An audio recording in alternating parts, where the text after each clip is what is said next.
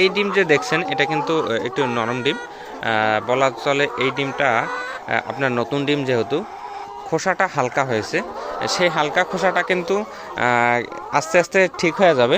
এটা নিয়ে টেনশন করার কারণ নেই। আপনাদের যদি এরকম ডিম আসে তাহলে ওটা নিয়ে কোনো টেনশন করার দরকার নেই, আস্তে আস্তে ঠিক হয়ে যাবে। এবং আপনি যদি মুরগির যত্ন বিষয়ে একটু খেয়াল না রাখেন তাহলে কিন্তু সমস্যা হবে, মুরগি স্টক করবে।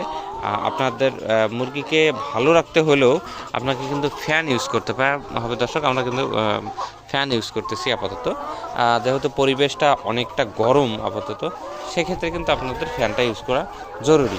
দর্শক আপনারা জানেন আমরা কিন্তু রেডি বুলেট কন্টিনিউয়াসলি সেল করি। আপনার যদি যে কোনো বয়সের রেডি বুলেট লাগে আপনারা কিন্তু আমাদের কাছে নিতে পারবেন, যে কোনো বয়সের। সেই মুরগিটা হতে পারে আপনি 120 দিন থেকে 120 দিন থেকে শুরু করে 50 দিন পর্যন্ত। সেখানে আপনি